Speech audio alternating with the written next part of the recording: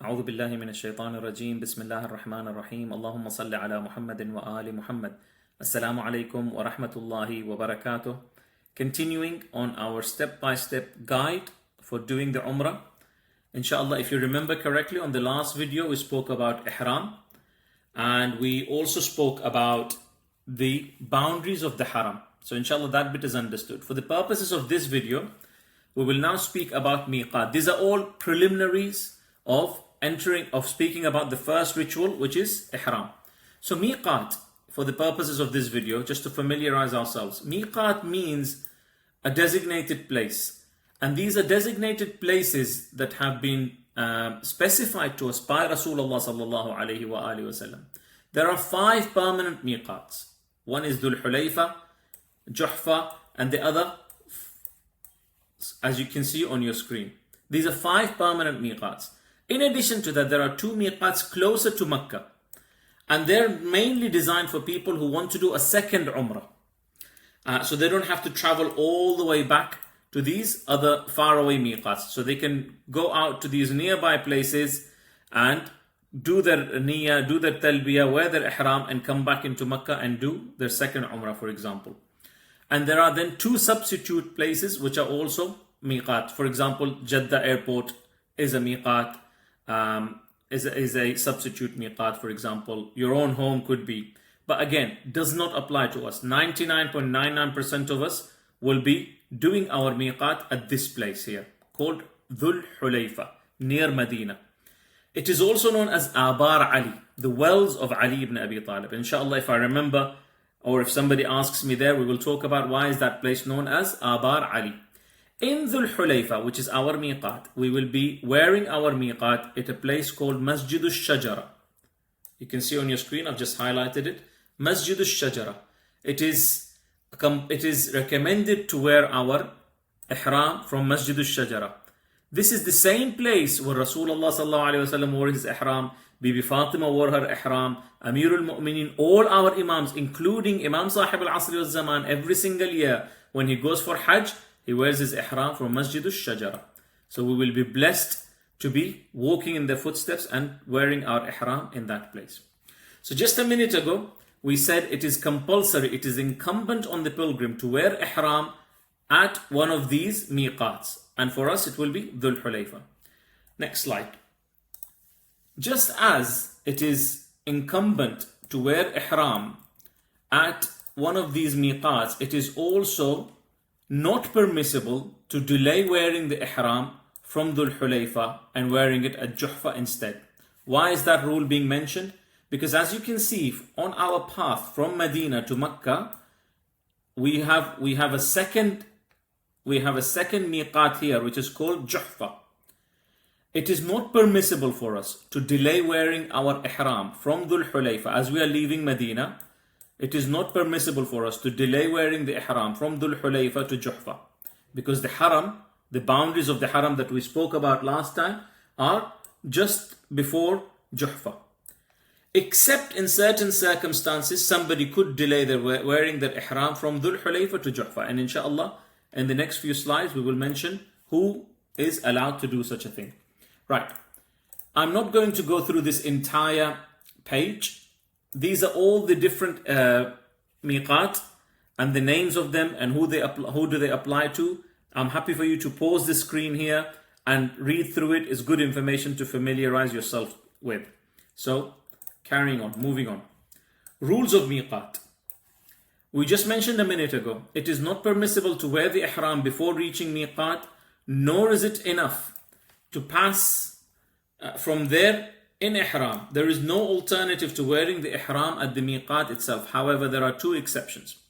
So basically, you cannot pass by the Meeqaat and not wear the ihram, because you will then be entering into the boundaries of the haram. Therefore, except for 2 people.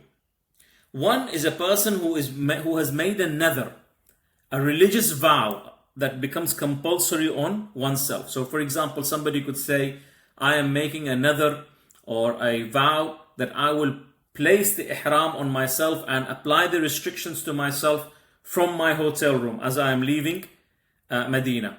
or from the doorsteps of my house as I am leaving London, then all the conditions of ihram apply on that person. Obviously, they're making things difficult for themselves.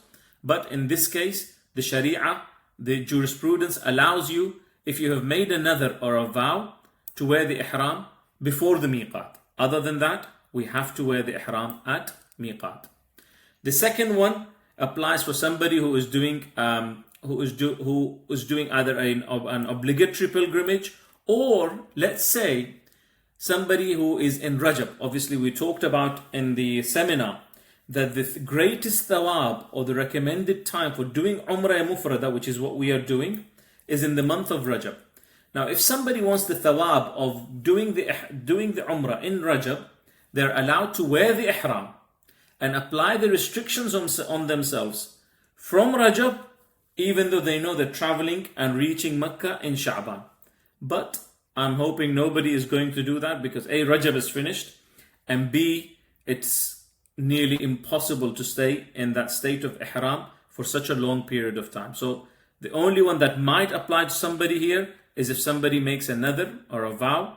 And if that's the case, you need to immediately contact the administrators and they need to let me know, because going forward there are slightly different rules that could apply to you.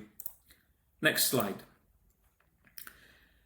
Again, this is applicable to the person who makes a vow to wear the ihram before Meeqaat. If they forget to wear the ihram, let's say they made a vow, I'm going to enter into ihram before reaching Meeqaat from my hotel room, but they forgot to wear the ihram and they wear it at the Meeqaat. The fuqaha say their ihram is not invalidated. However, they must pay a kafara. Again, it only might apply to somebody who makes a vow.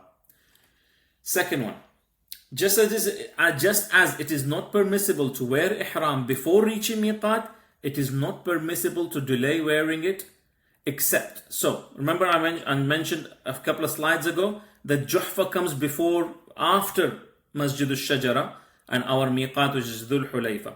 It is not permissible for us to delay wearing our ihram from Masjid al-Shajara to Juhfa, except for somebody who might be ill, severely ill, or is not able to bear the conditions of the ihram. In that case, the Sharia, the jurists allow us to delay the ihram for that person till we reach Juhfa.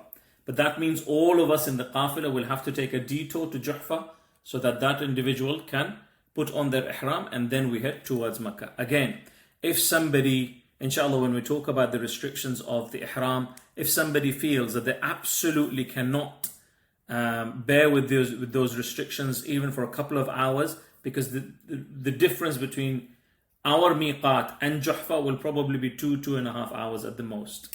So inshallah, the only time it is permissible to delay wearing the ihram from Dhul Hulayfa, where we will be doing our ihram, to Juhfa, is if somebody is severely ill or in a state of weakness and they're not able to, even for the 2 hours, to be in a state of ihram. Next slide. Again, I'm not going to go through all the rules. You can pause the screen and read up on these quickly, because most of these should not apply to all of us. If a pilgrim passes by Meeqaat deliberately without wearing ihram, without prejudice to the previous rule, there are two possibilities. Again, it shouldn't really apply to us, because we will make sure I'll be there, Sister Ayat will be there, Sister Ismat will be there, Sheikh Sibtain is there. We will make sure every single person, even a child, if they're doing Umrah, that we do not jump on the bus, except that we have all wore the ihram, done the niyyah, and did the talbiyah, inshallah. But more will come when we talk about the ihram itself. Next rule, 169, if a pilgrim abandons wearing the ihram due to oversight, again, inshallah, it shouldn't apply to us. So I'm not going to waste your time by reading up this slide. Again, this next one could apply to us, but I'm sure Sister Ayat has covered it with the ladies. There could be a lady who enters into a state of hayd and decides that, okay, I'm not going to wear the ihram because I am a ha'id. In ihram, taharat is not compulsory. Neither taharat from a small incident nor from a major incident. So we don't have to have wudu or ghusl, or even wajib ghusl. So to wear the ihram, anybody could wear the ihram, even if they are in a state of hayd. But inshallah, I think Sister Ayat will cover this with the ladies. If umrah becomes void, doesn't apply to us. A group of scholars have stated if umrah without ihram, again, really want to chance it, we're not going to chance it. If a person travels far away from again, this doesn't apply to us because we will be inshallah doing our ihram from Dhul Hulayfa. So this covers all the rules to do with Meeqaat, inshallah. And on the next video, we will start talking about the first ritual, which is ihram. So just to recap the last two videos, last video we spoke about what is the meaning of ihram. We spoke about the boundaries of the haram and why is it important for us to be in a state of ihram to enter into the boundaries of haram. And in this video, we've covered Meeqaat. Inshallah, from the next video, we will start talking about the first ritual to start our umrah, inshallah, and that is ihram. Wa akhiru da'wana and alhamdulillahi rabbil alamin.